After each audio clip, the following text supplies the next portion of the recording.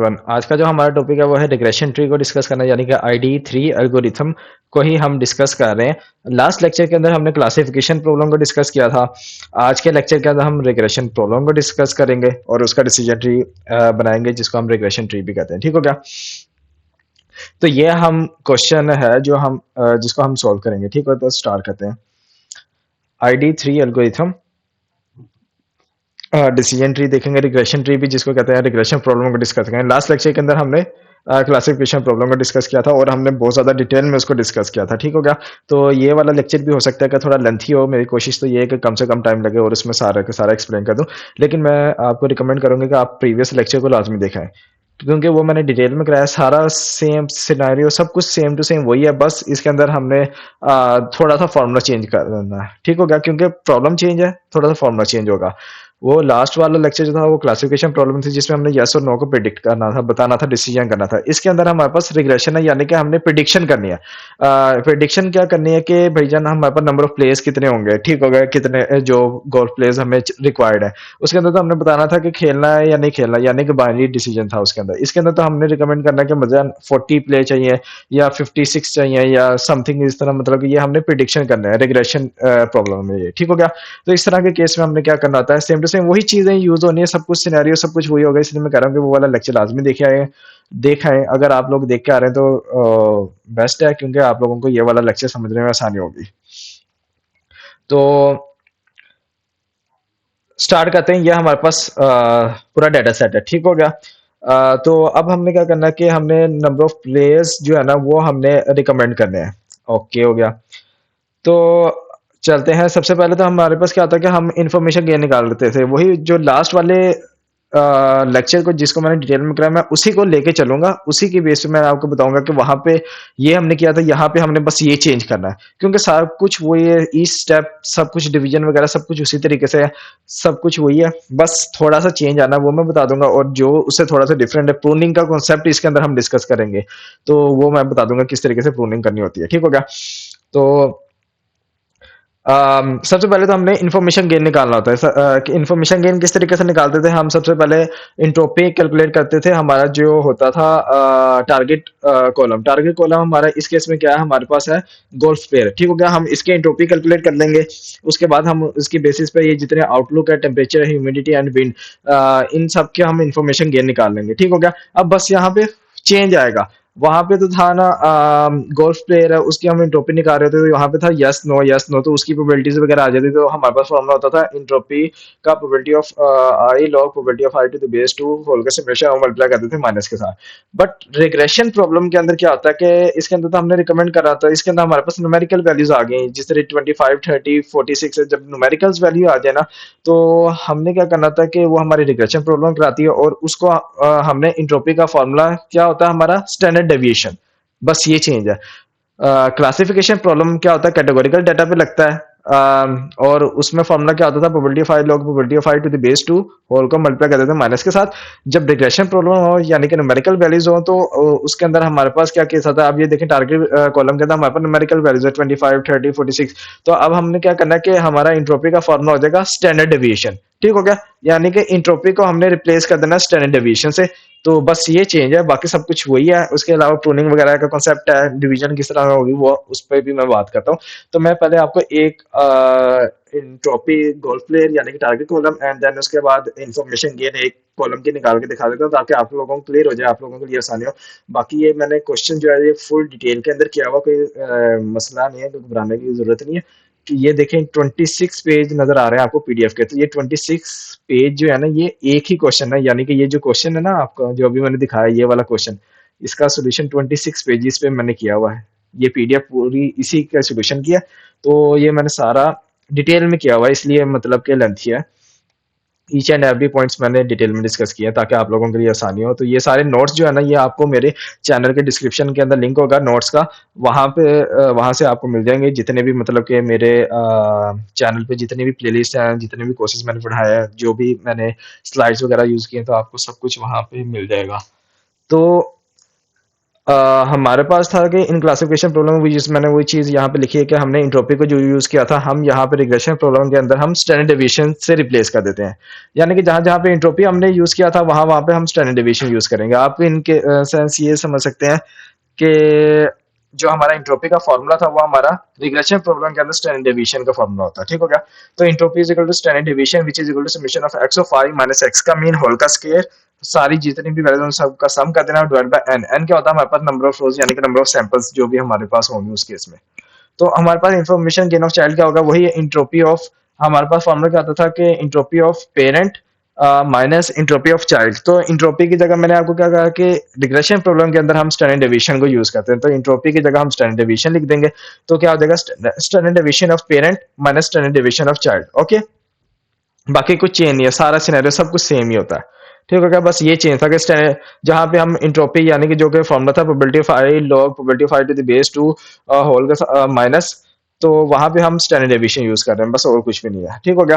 तो अब हम सबसे पहला स्टेप क्या होता था कि हम निकालते थे कि इंट्रोपी ऑफ गोल्फ प्लेयर निकाल रहे, क्योंकि इसी की बेस पे हम इंफॉर्मेशन गेन निकाल सकते हैं। इंफॉर्मेशन गेन का आपने फॉर्मूला भी देखा होगा चाइल्ड क्या standard deviation of parent minus standard deviation of child. ठीक हो गया? तो मैं स्टैंडर्ड डेविएशन कह दूं या इंट्रोपी, तो ये ऐसे घबराना नहीं क्योंकि रिग्रेशन प्रॉब्लम के अंदर इंट्रोपी जो होता है वो हमारा इक्वल टू होता है स्टैंडर्ड डेविएशन। तो मैं इंट्रोपी भी बोल रहा हूँ तो स्टैंडर्ड डेविएशन, तो ये ना आपको घबराना, एक ही चीज है। मतलब रिग्रेशन प्रॉब्लम के अंदर क्लासिफिकेशन के अंदर अलग चीज है, क्लासिफिकेशन के अंदर इंट्रोपी का फॉर्मूला अलग है, रिग्रेशन के अंदर हम स्टैंडर्ड डेविएशन वाली चीज फॉर्मूला यूज करते हैं। ठीक हो गया? तो इसलिए मैं आपको कह रहा था कि वो प्रीवियस लेक्चर लाजमी देखे आएगा ताकि आप लोगों को सब कुछ सिनेरियो वो सब कुछ डिटेल के अंदर पता होगा।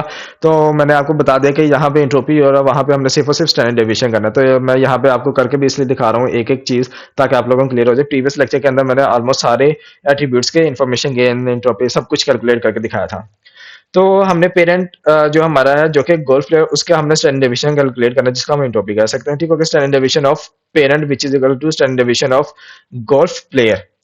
तो हमारे पास गोल्फ प्लेयर के जो है ना, तो एक्स का मीन निकालना पड़ेगा एवरेज ऑफ प्लेयर्स। तो क्या कर रहे थे हमने गोल्फ, तो ये जितनी भी वैल्यूज है ना ये हमारे पास टोटल 14 वैल्यूज हैं। तो इन सब का हमने सम कर देना और डिवाइड बाय 14 कर देंगे तो हमारे पास एवरेज आ गई, यानी कि एक्स का मीन आ गया।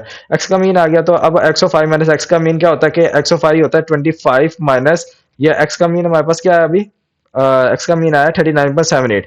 तो क्या होगा कि एक्स ऑफ आई यानी कि 25 माइनस 39.5, अगर 39 पर मुझे अभी वैल्यूज क्या थी इसको देखें 39.78, तो ये हो जाएगा 25 माइनस 39.78 होल का स्क्वायर प्लस 30 माइनस 39.78 होल का स्क्वायर प्लस 46 माइनस 39.78 होल का स्क्वायर, इस तरीके से अप टू 130 माइनस 39.78 होल का स्क्वायर। इन सबको सम करके डिवाइड बाय 14 यानी कि एन जो कि था हमारे पास टोटल वैल्यूज कितनी 14 और उसका अंडरूट ले लेंगे तो हमारे पास स्टैंडर्ड डिवीजन आ जाएगा of player which is equal to 9.328।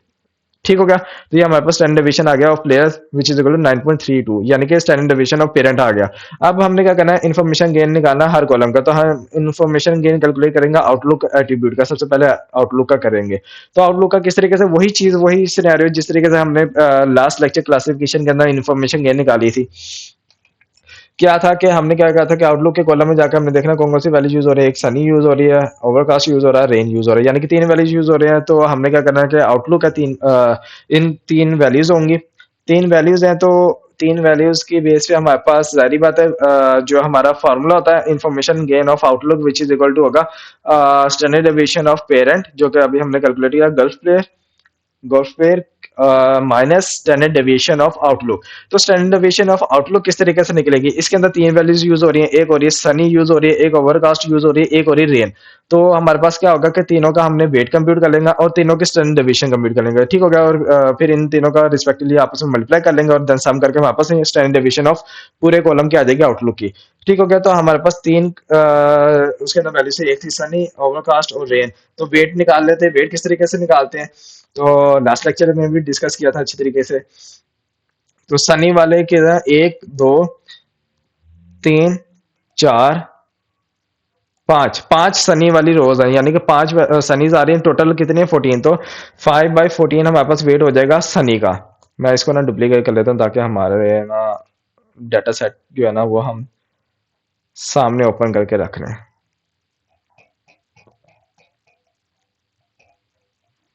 ठीक हो गया? ये इसको कर लेते हैं। सनी की हमारे पास 5 रो थी और टोटल हमारे पास रोज कितनी 14, तो सनी का वेट हो जाएगा डब्ल्यू एस से डिनोट करा which is equal to 5/14। Overcast का अगर हम कंप्यूट करना चाहें तो ये 1 2 3 4 रोज हैं, तो 4/14 हमारे पास वेट हो जाएगा ओवरकास्ट का। एंड रेन का हो जाएगा हमारे पास 1 2 3 4 5 5/14 हमारे पास वेट हो जाएगा रेन का। ठीक होगा, डब्ल्यू आर से डिनोट किया। फॉर्मूला क्या होता है, entropy of outlook which is equal to होगा ये जिसको हम कहते हैं स्टैंडर्ड डेविएशन ऑफ आउटलुक। ठीक हो गया, तो हमारे पास हो जाएगा W S weight of Sunny multiply standard deviation of Sunny plus weight of overcast multiply standard deviation of overcast plus weight of rain multiply standard deviation of rain. तो हमने तीनों के वेट्स तो निकाल लिए हैं, अब तीनों के हमने स्टैंडर्ड डेविएशन निकालने हैं, तो वो किस तरीके से निकालनी है। जो प्रीवियस लेक्चर था उसके अंदर हम इंट्रोपी कैलकुलेट करते हैं, स्टैंडर्ड डेविएशन इंट्रोपी होता है, उसके अंदर इंट्रोपी का फॉर्मुला चेंज था क्लासिफिकेशन प्रॉब्लम के अंदर, इसके अंदर हम स्टैंडर्ड डेविएशन यूज कर रहे हैं रिग्रेशन प्रॉब्लम में, बस ये चेंज है, बाकी सारा कुछ सेम है। तो इसलिए मैं कह रहा था लास्ट लेक्चर आप लोग अगर देखा हुआ है तो ये आपको जल्दी समझ आ जाएगा। तो स्टैंडर्ड डेविएशन ऑफ हमने सनी किस तरीके से निकालनी है। सिंपल, हमने क्या करना है कि सनी वाली रो को हाईलाइट कर लेना है। ये वाली सनी वाली रो है, एक ये है, एक ये है, एक ये है और ये वाली है।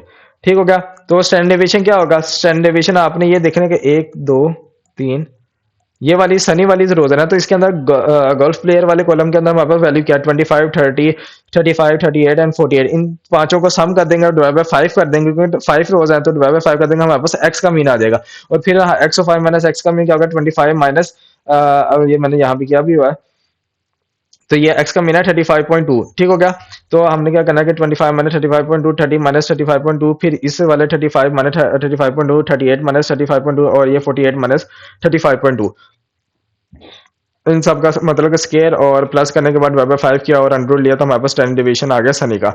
इसी तरीके से हम स्टैंडर्ड डेविएशन निकालेंगे ओवरकास्ट का। ओवरकास्ट वाली जो है रोज को उनको हाईलाइट कर लिया, जो कि हमारे पास है, एक ये है, एक ये है 43 है, एक ये है और एक ये है।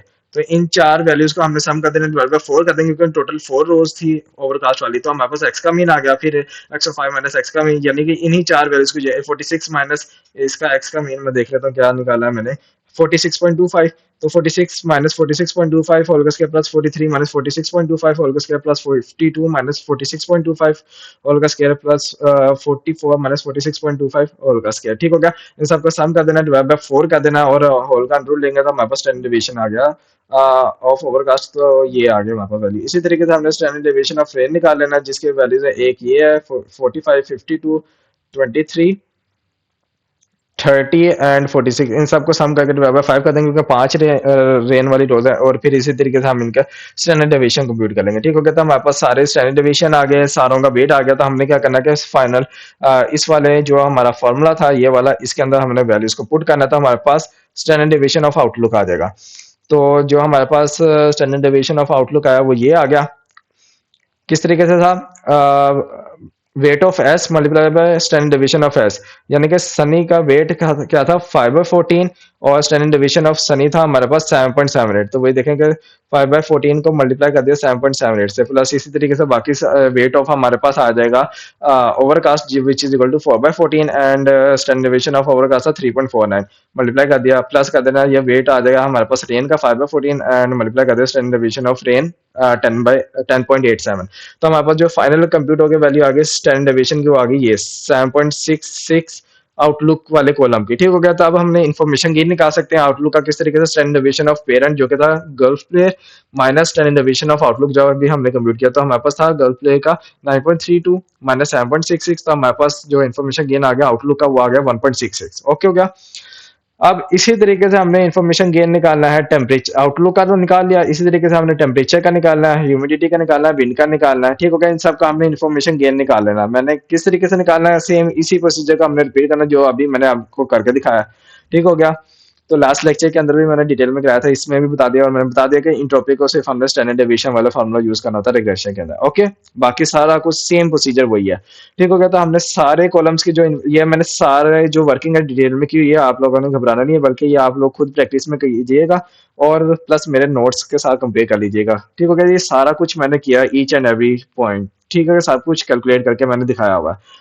बाकी मैंने एक दो और लेक्चर्स वगैरह में देखा था, इवन के बुक्स में भी देखा, तो उन्होंने किसी ने भी वर्किंग पूरी नहीं की। तो कुछ बच्चे ना मतलब कि शुरू में जिस तरीके से ये समझा दिया, इससे आगे जो स्टेप्स उन्होंने उनमें नहीं किए होते, तो वो उसमें जाके कन्फ्यूज़ हो जाते हैं। इस वजह से मैंने अपने हैंड रिटन नोट्स बनाए और आप देख भी सकते हैं कि 26 पीडीएफ की ये सिर्फ़ एक क्वेश्चन का सॉल्यूशन है और इसको करने में मुझे कितनी देर लगी होगी।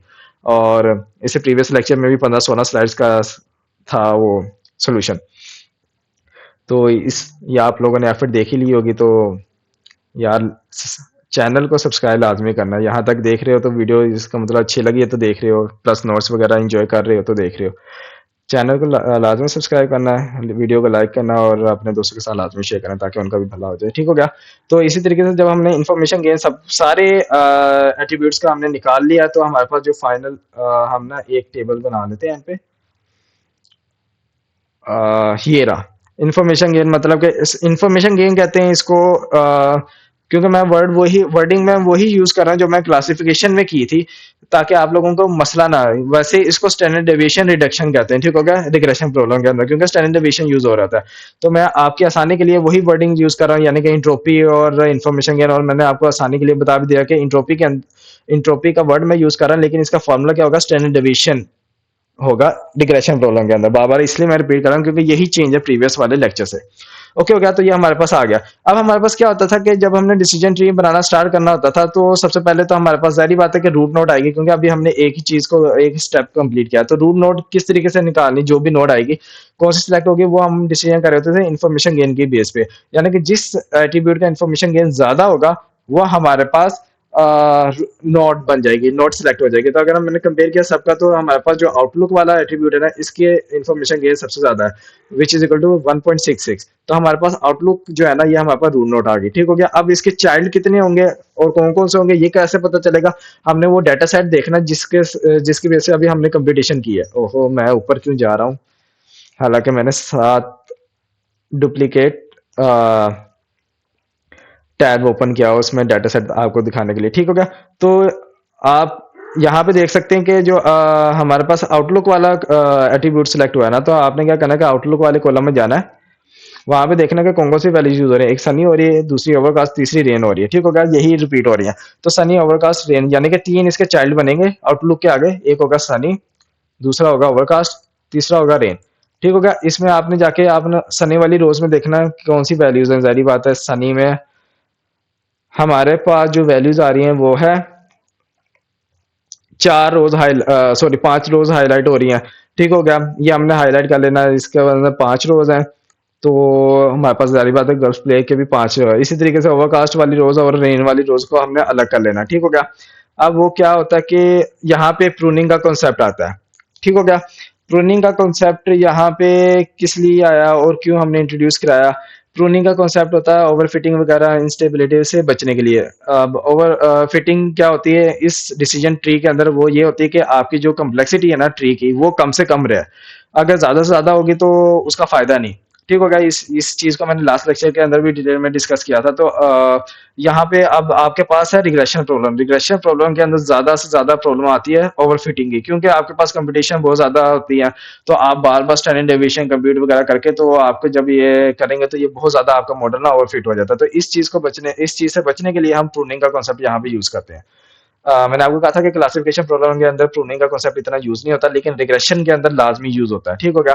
और आपने देखना भी होता है ताकि आप अपना टाइम बचा सकें, क्योंकि एग्जाम में इतना टाइम नहीं होता कि आप बार बार कंपटीशन कर सकें। क्योंकि रिग्रेशन प्रॉब्लम के अंदर स्टैंडर्ड डेविएशन कंप्यूट करने होते बार बार आपको बहुत ज्यादा कैलकुलेशन करनी पड़ती है। तो हमारे पास क्या होता है कि समटाइम्स उसने क्वेश्चन के अंदर मेंशन किया था कि थ्रेशोल्ड आपका 5 होगा, यानी कि अगर आपकी जो इसका मतलब ये होता है कि जब आप डाटा को स्प्लिट करते हैं, जिस तरह अब हमने रूट नोड निकाली, उसके चाइल्ड की बेस पे हम डाटा को स्प्लिट कर रहे हैं। मैंने आपको कहा था कि आपने सनी वाली रोज को अलग कर लेना, अभी मैंने दिखाया भी था। ओवरकास्ट वाली रोज को अलग कर देना और रेन वाली रोज को अलग करके इनका अलग टेबल बन जाएगा। 3 टेबल बन गए। ठीक हो गया? 3 टेबल बन गए। अब आपने देखना कि हर टेबल के अंदर देखना कि जिस टेबल के अंदर 5 से कम रोज होंगी ना, 5 या 5 से ज्यादा रो है, उसको आपने प्रूव नहीं करना। ठीक हो गया? अगर 5 से कम रोज है, यानी कि 4 रो है, 3 है, 2 है, 1 है, तो आपने उसको प्रून कर देना, यानी कि उसको आगे एक्सप्लोर नहीं करना। ठीक हो गया? और उसमें उसके बेस पे आपने आंसर किस तरीके से निकालना था, आपने एवरेज को कंप्यूट कर लेना था, बस उसको आगे फर्दर डिवाइड नहीं करना होता। ठीक हो गया? तो ये प्रूव होता है कि आप ज्यादा डिटेल में गए बगैर उसका आंसर निकाल लेते हैं। ठीक हो गया? अब हमारे पास ये जो ये जो डिसीजन टेबल ट्री बना अभी तक का, इसकी जो फाइनल लुक है वो इस तरीके से रिप्रेजेंट हो रही होगी। मैंने आपको कहा था ना कि ये आउटलुक से सिलेक्ट हो गया। आउटलुक में से हमारे पास एक चाइल्ड है सनी का, एक है ओवरकास्ट और एक है रेन। तो हमारे पास जो ओरिजिनल डाटा सेट था ये वाला, इसको हमने तीन सब सेट में डिवाइड कर दिया। एक होगा हमारा सनी वाला जिसके अंदर सनी वाली रोज है, एक हमारा टेबल होगा ओवरकास्ट वाला जिसके अंदर ओवरकास्ट वाली सारी रोज होंगी, और एक होगा हमारे पास टेबल रेन वाला जिसके अंदर रेन वाली सारी रोज होंगी।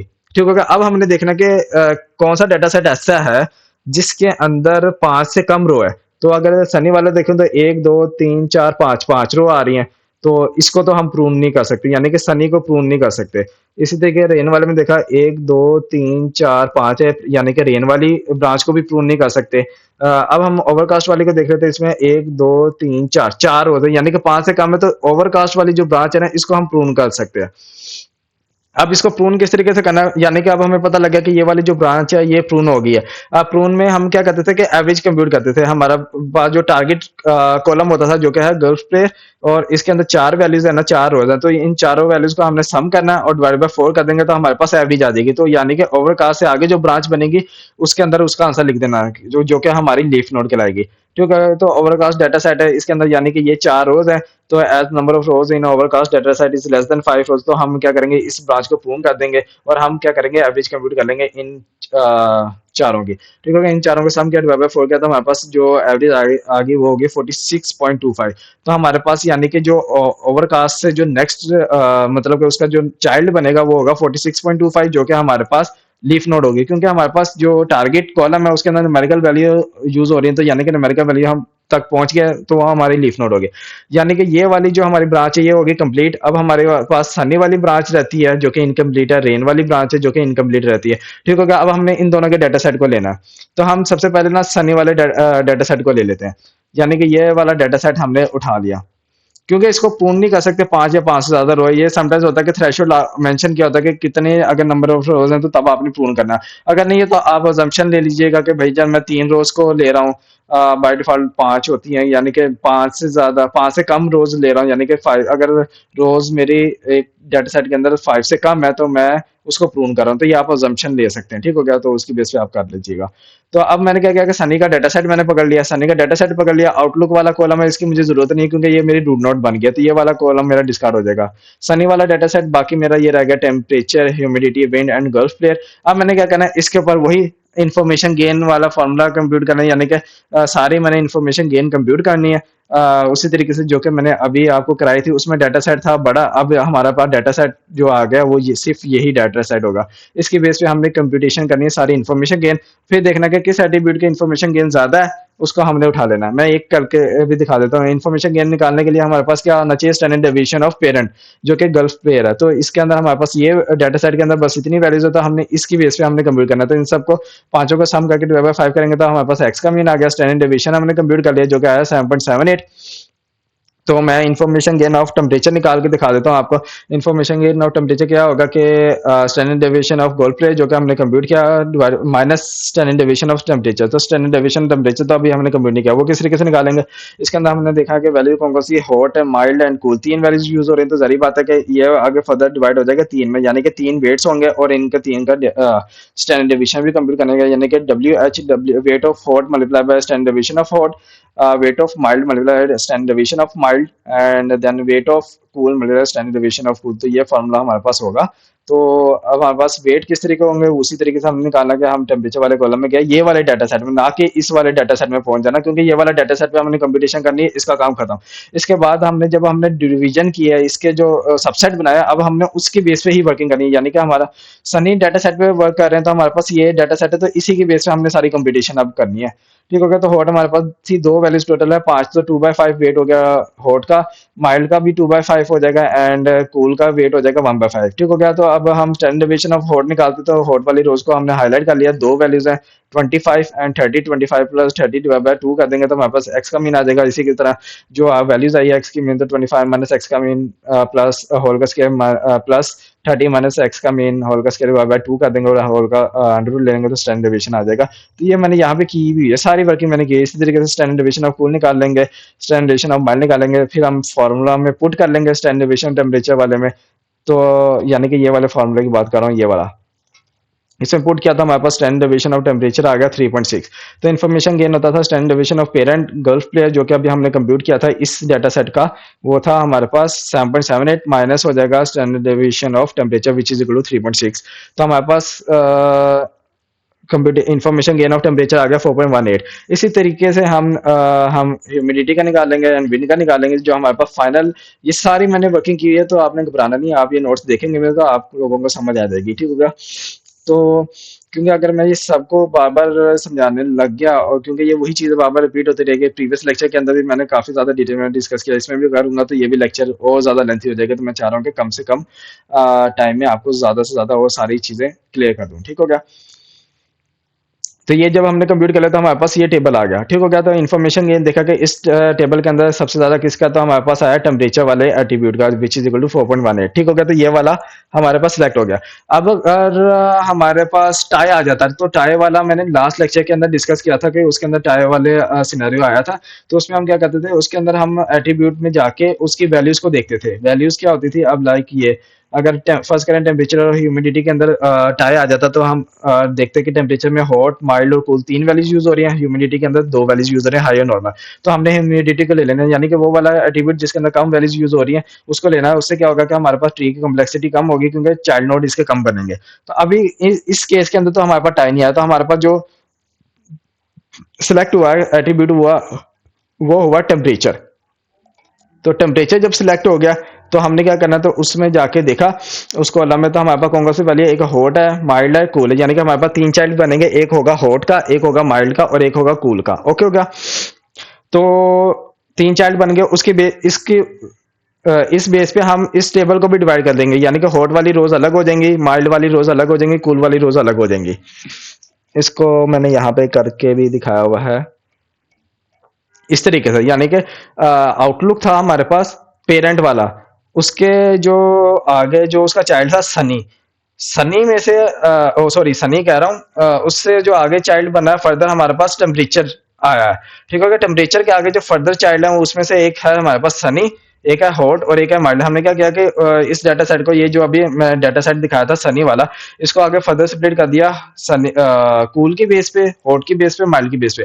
अब हमने देखा कि कूल वाले जो कॉलम है अ, उसमें जो हमारा था क्या कहते हैं उसके अंदर जो डाटा सेट उसका जो टेबल है ना उसके अंदर हमने नंबर ऑफ रोज को देखा जो कि है 1, यानी कि 5 से कम है, तो यानी कि ये वाली ब्रांच प्रून हो जाएगी। प्रून क्या होगी, इसका एवरेज निकालेंगे, एक ही रो है तो उसका एवरेज क्या है 38, तो वही आ जाएगा 38, ठीक हो गया आंसर में। कोड का देखा तो इसके अंदर दो रोज है, ये भी प्रून हो जाएगी। इसका क्या क्या है, इन दोनों का सम करके डिवाइड बाय 2 किया क्योंकि दो ही रोज है, तो हमारे पास इसकी भी एवरेज कंप्यूट हो गई। इसी तरीके से माइल्ड की भी हमने देखा दो रोज है तो इसका भी एवरेज आ गई, तो ये हमारे पास टेबल बन गया, सॉरी डिसीजन ट्री बन गया। आउटलुक यानी कि ओवरकास्ट, और ये तो हमारे पास ब्रांच होगी थी। सनी को हम एक्सप्लोर कर रहे थे तो सनी को जब हमने देखा तो उससे आगे हमारे पास ये टेम्परेचर वाला एट्रीब्यूट सिलेक्ट हुआ है। टेम्परेचर वाले एट्रीब्यूट में आगे फर्दर कितने चाइल्ड थे, एक था हॉट माइल्ड और कोल, और ठीक हो गया। इन सब का जब हमने टेबल अलग कर लिया सनी वाले डाटा सेट का, तीन टेबल बने और उसमें हमने देखा कि भाईजान हमारे पास जो प्रून हो रहा है या नहीं हो रहा, तो हमने देखा कि तीनों डाटा सेट के अंदर 5 से कम रो थी, तो यानी कि सारे टेबल्स के हमने सिर्फ और सिर्फ एवरेज निकालनी थी। तो हॉट की एवरेज निकाली थी, उसके अंदर दो वैल्यू 25 प्लस 30 थे, तो दोनों का सम डिवाइड बाय 2 किया तो हमारे पास ये एवरेज आ गई। इस तरीके से माइल्ड की ये और ये न्यूमेरिकल वैल्यू है, इसका मतलब लीफ नोड हो गया, लीफ नोड्स आ गए, तो यानी कि ये वाली ब्रांच भी पूरी हो गई, ये वाली भी हो गई। अब हमारे पास रेन वाली ब्रांच रह गई। अब हमने क्या करना है कि रेन वाले डाटा सेट को पकड़ लेना है, तो वो हमने पकड़ लिया। जो रेन वाला डाटा सेट था हमारे पास ये था, कौन से वाला, ये उस चीज की बात कर रहा हूँ जब हमने डाटा को स्प्लिट नहीं किया था, सनी में किया था, ओवरकास्ट में किया था यहाँ पे। तो ओवरकास्ट का तो आंसर आ गया था, सनी के अंदर 5 रो थी तो हमने उसको आगे फर्दर स्प्लिट किया, ठीक हो गया। तो अब हमने ये सनी वाली ब्रांच को तो एक्सप्लोर कर लिया, रेन वाला डाटा सेट आ गया था, रेन वाली एक्सप्लोर करना, तो ये वाला डाटा सेट हमने उठा लिया, इसको ले आए हैं हम। तो ये हमने लिख लिया रेन डाटा सेट, ठीक हो गया। तो रेन आउटलुक वाला जो कॉलम था उसमें रेन रेन नहीं लिखा होगा, वो हमें चाहिए नहीं था, हमने उसको डिस्कार्ड कर दिया। Temperature humidity wind golf player, ठीक हो गया। इसी तरह हमने क्या करना है कि सारे एट्रीब्यूट्स का हमने इन्फॉर्मेशन गेन निकालना है और उसी तरीके से कंप्यूट करना है जिस तरीके से अभी हमने सारे वाले डाटा सेट भी किया था, तो इसलिए मैं इसकी वर्किंग नहीं करके दिखा रहा। तो फाइनल इसके टेबल पे चलते हैं, ये सारी वर्किंग मैंने की हुई है तो आप लोग देख सकते हैं, ठीक हो गया। तो हमारे पास जो फाइनल टेबल आया ना एट्रीब्यूट का वो ये है कि टेम्परेचर ऑफ आर, ये जो छोटा आर है ये डिनोट कर रहा है कि डिनोट कर रहा है डोनेट कह दिया मैंने, सॉरी, डिनोट कर रहा है कि हम रेनी डाटा सेट को कर रहे हैं। तो आप निशाने के लिए आर लिख लें, एस लिख लें, सनी डाटा सेट, ठीक हो गया। तो टेम्परेचर ऑफ आर का जो इन्फॉर्मेशन गेन आया है वो 0.67, ह्यूमिडिटी का आया 0.37, विंड का आया 7.62। तो हमारे पास इन्फॉर्मेशन गेन है विंड का सबसे ज्यादा। तो हमारे पास जो एट्रीब्यूट्स रेन के बाद जो सिलेक्ट होगा वो होगा विंड का, ठीक हो गया। तो विंड को सिलेक्ट कर लिया, तो विंड के हमने क्या किया कि उसके आगे फर्दर चाइल्ड बनेंगे वो किस तरीके से पता लगेगा। रेनी डाटा सेट में गया, उसमें देखा कौन कौन से पहले वीक और स्ट्रॉन्ग, यानी कि दो चाइल्ड बनेंगे, एक होगा वीक और एक होगा स्ट्रॉन्ग, ठीक होगा। यानी कि रेनिंग का जो डाटा सेट है ना वो आगे फर्दर यानी कि उससे विंड वाला सिलेक्ट हुआ हमारा। चाइल्ड नोड जो उसकी चाइल्ड नोड बनेगी वो होगी विंड, और उसके आगे फर्दर जो चाइल्ड बनेंगे वो है वीक और स्ट्रॉन्ग। यानी कि इसकी बेस पे हमारा ये डाटा सेट स्प्लिट हो जाएगा दो, एक वीक वाले रो, एक वाले डाटा टेबल में आ जाएंगे वीक वाली रो, एक में आ जाएंगी स्ट्रॉन्ग वाली रोज, ठीक हो गया। फिर हमने देखना होगा कि प्रून हो रहा है या नहीं हो रहा। तो ये देखेंगे जो रेन था ना, रेन से आगे जो चाइल्ड बना वो विंड बना, विंड के आगे फर्दर चाइल्ड है, एक वीक है और एक है स्ट्रॉन्ग, ठीक हो गया। हमने क्या किया, वीक वाली रोज को अलग कर लिया, एक टेबल बन गया, स्ट्रॉन्ग वाली रोज को अलग कर लिया रेनी डाटा सेट को, ठीक हो गया। अब हमने देखा कि ये प्रून हो रही है नहीं, इसके अंदर देखा तो इसके अंदर तीन रोज है, लेस देन 5 है। तो इसका मतलब ये वाली ब्रांच भी ये प्रून हो जाएगी। तो क्या होगा, इन तीनों का सम कर देना, डिवाइड बाय 3 कर देंगे, तो हमारे पास इसकी वैल्यू आ जाएगी, ठीक हो गया। इसी तरीके से स्ट्रॉन्ग वाली को देखा, इसके अंदर दो वैल्यूज है, यानी कि लेस देन 5 है, इसका मतलब ये वाली वैल्यू भी ये वाला डाटा सेट भी प्रून हो जाएगी, ये वाली ब्रांच। तो दो वैल्यूज है, दोनों का सम किया, डिवाइड बाय 2 किया, तो इसकी भी एवरेज आ गई जो कि लीफ नोट बनेगी। तो हमारे पास ये देखेंगे रेन, रेन से आगे हमारे पास विंड का चाइल्ड बना था, विंड के आगे फर्दर दो चाइल्ड से एक था वीक और एक था स्ट्रॉन्ग। दोनों के अंदर क्या था, लेस देन 5 वैल्यू से, यानी कि दोनों ब्रांचेस प्रून होगी, तो उनकी एवरेज कंप्यूट कर ली। तो हमारे पास वीक वाले से ये वाले नंबर ऑफ प्लेयर्स आ रहे हैं, स्ट्रॉन्ग वाले से ये वाले गोल्फ प्लेयर्स आ रहे हैं, ठीक हो गया। तो ये हमारा पास फाइनल रिग्रेशन ट्री भी कह सकते हैं या डिसीजन ट्री बन गया इस क्वेश्चन का। इसको इंटरप्रेट किस तरीके से करना, ये है कि भैया अगर हमारे पास वेदर जो है वो सनी है और उसके अंदर जो टेम्परेचर हमारे पास अगर हॉट है तो हमें 27.5 गोल्फ प्ले चाहिए, अगर माइल्ड है तो 20.27 गोल्फ प्ले चाहिए, और अगर कूल है तो हमारे पास 38 प्लेस रिक्वायर्ड होंगे। अगर हमारे पास वेदर ओवरकास्ट है तो हमें 46.25 प्ले चाहिए, और अगर हमारे पास वेदर रेनी है तो रेनी के अंदर हम विंड को कंसीडर करेंगे, विंड के अंदर विंड को देखेंगे कि अगर विंड वीक है तो हमारे पास हमें चाहिए 47.7 गल्फ प्लेयर, और अगर हमारे पास विंड स्ट्रॉन्ग है तो हमें 26.5 गल्फ प्लेयर चाहिए, ठीक होगा। तो ये इंटरप्रिटेशन है इस डिसीजन ट्री के, तो ट्री की। तो उम्मीद है कि आप लोगों को समझ आया होगा। अगर फिर भी कोई कन्फ्यूजन है तो आप लोग लाजमी कमेंट सेक्शन में पूछिएगा, और लाजमी बताइएगा कि वीडियो कैसी लगी आप लोगों को। अब आपसे नेक्स्ट लेक्चर में मुलाकात होगी, तब तक के लिए अल्लाह हाफिज़, अपना ख्याल रखिएगा, दुआ में याद रखिएगा।